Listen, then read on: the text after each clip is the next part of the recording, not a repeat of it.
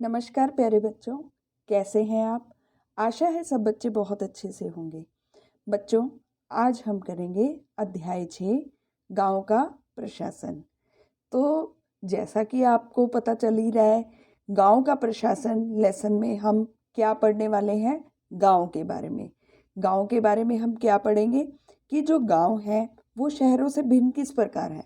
बहुत तरह से जो गांव हैं वो शहरों से भिन्न होते हैं, क्योंकि यहाँ जो गांव है, गांव में एक पंचायत होती है। तो हमने पंचायती राज लेसन पढ़ा था, उसमें भी हमने पंचायत के बारे में पढ़ा था।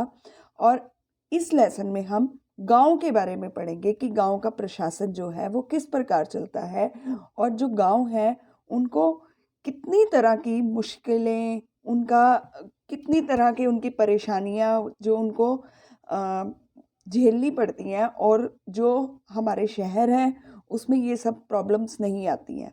तो जो गांव में पानी की समस्या है वो, अब लोगों को कई कई गांव ऐसे हैं जहां पर पानी बहुत दूर से लेकर आना पड़ता है, और हमारे शहर में क्या होता है कि जो पानी है वो हमें कहाँ से मिल जाता है? वो हमें अपने घर से ही मिल जाता है।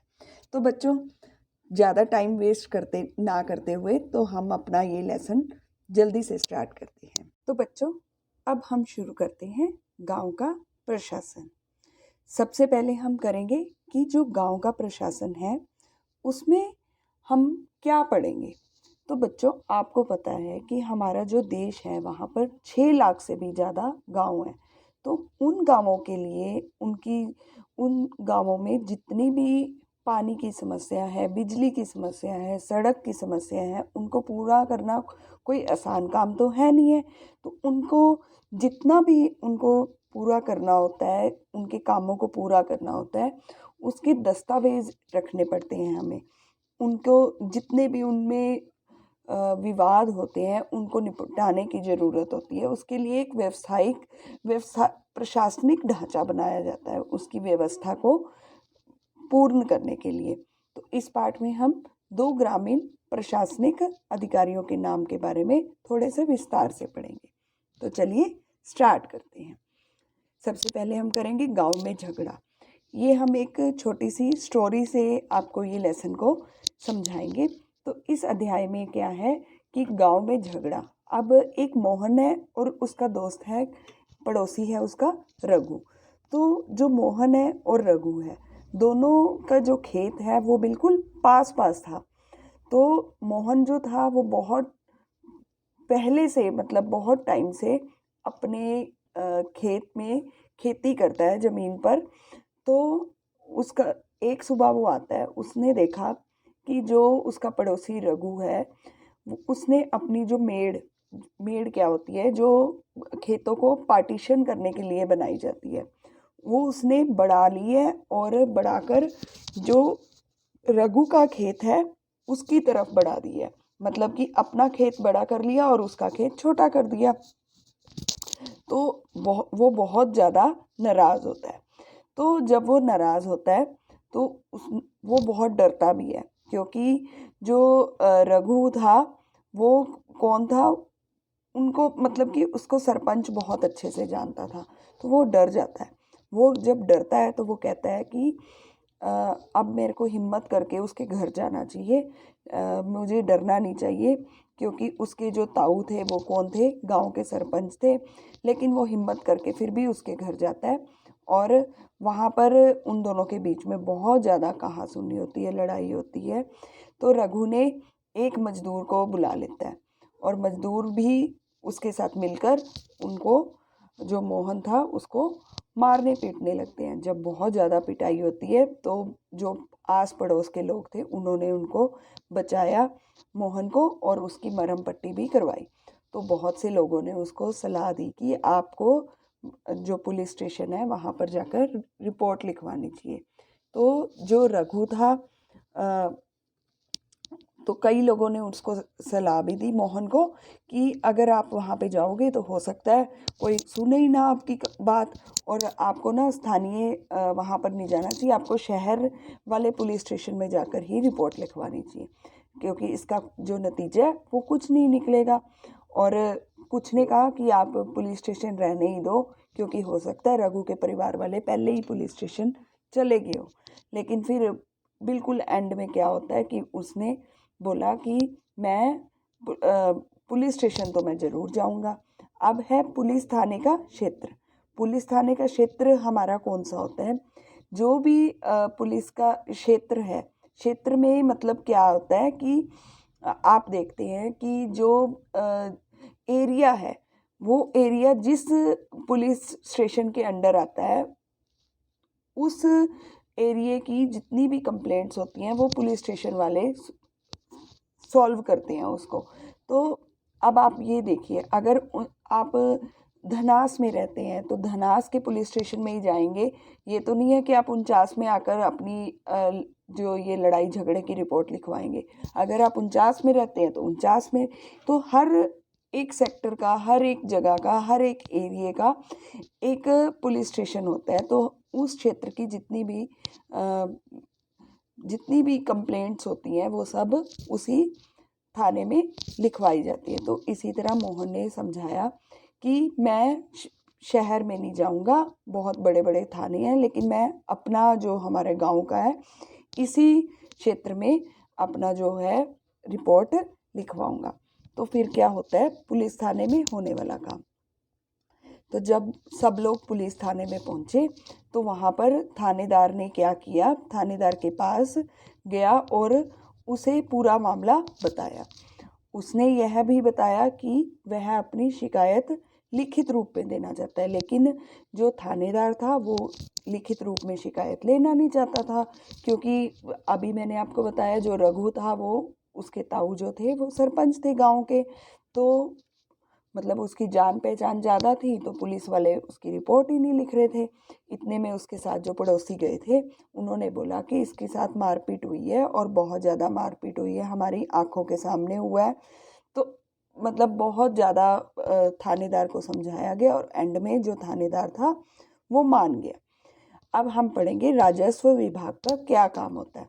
जो राजस्व होता है, राजस्व विभाग में आपने पढ़ा कि मोहन और रघु के खेत की मेड़ को लेकर दोनों में बहुत ज़्यादा ज़बरदस्त लड़ाई हुई, लेकिन अपना मामला शांतिपूर्वक सुलझा लेते तो इतनी बढ़ती ही नहीं बात, ना लड़ाई झगड़ा होता ना कुछ होता।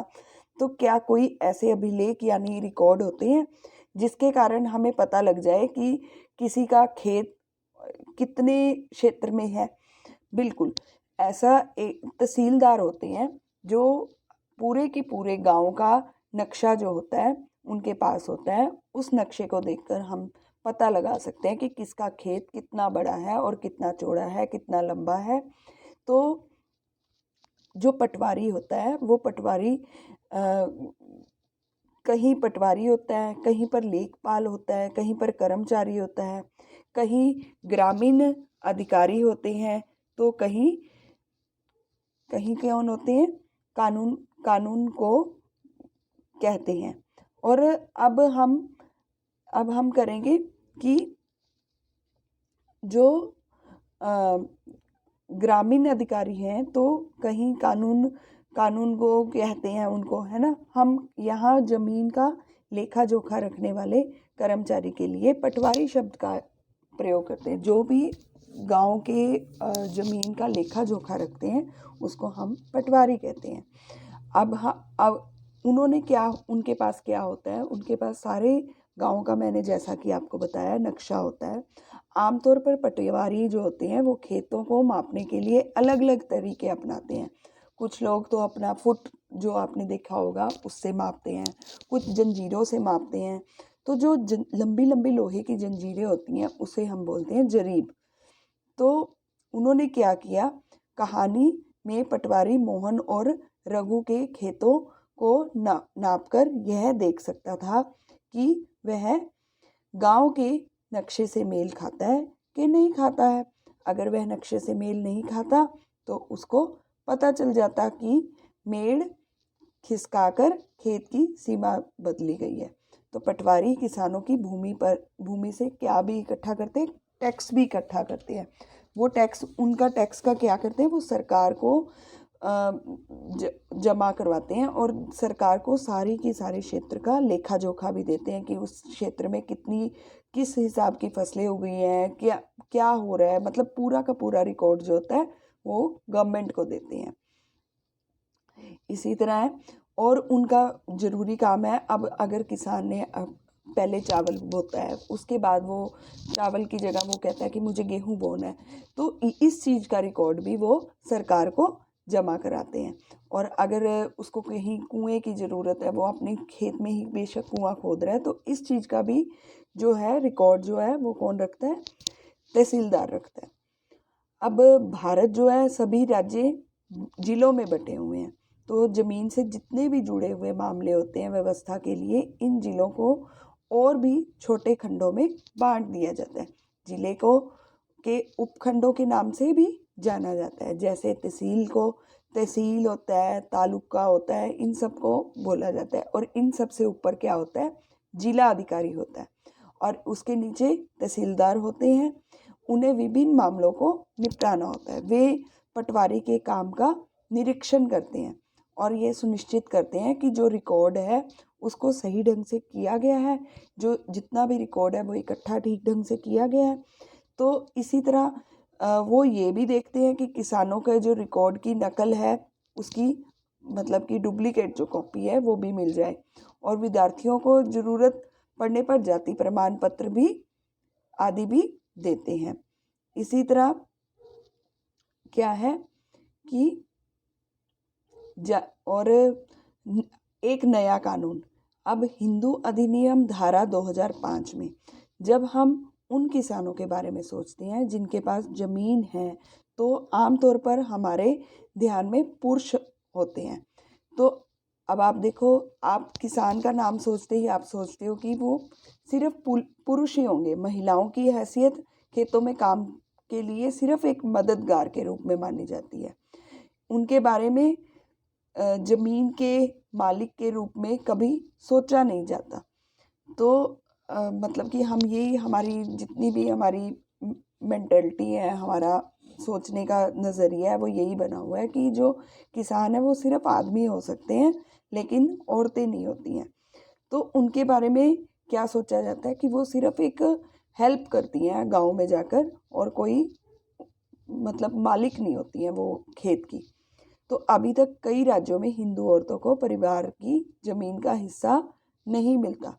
पिता की मृत्यु के बाद जमीन बेटों में बांट दी जाती है। हाल ही में एक कानून बदला गया।